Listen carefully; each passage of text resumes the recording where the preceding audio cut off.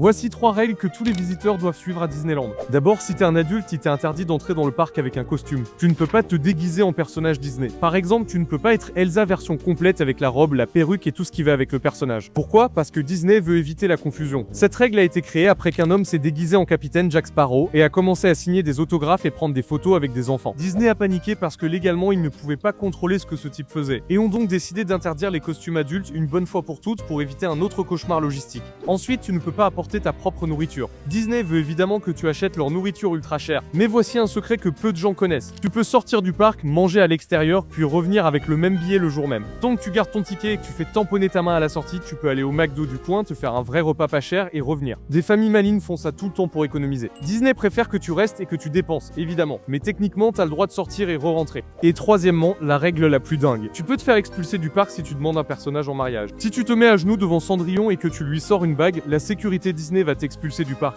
Pourquoi? Parce que ça met les acteurs dans une situation impossible. Le personnage ne peut pas dire oui parce qu'il représente une marque, pas une vraie personne, et il ne peut pas dire non plus parce que ça ruine la magie que Disneyland vend. Après que ça s'est produit plusieurs fois et que les performeurs ont été mis dans des situations gênantes, Disney a tranché et a interdit les demandes en mariage aux personnages. Par contre, tu peux demander ton partenaire en mariage devant le château, dans le parc, ou avec les personnages en arrière-plan, ça c'est totalement ok et même encouragé. Disney organise même des demandes en mariage magiques qui coûtent des milliers d'euros. Depuis son ouverture, à chaque fois qu'un truc bizarre arrive dans le parc, Disney met en place une nouvelle règle. Et toi, laquelle de ces règles te paraît la plus délirante?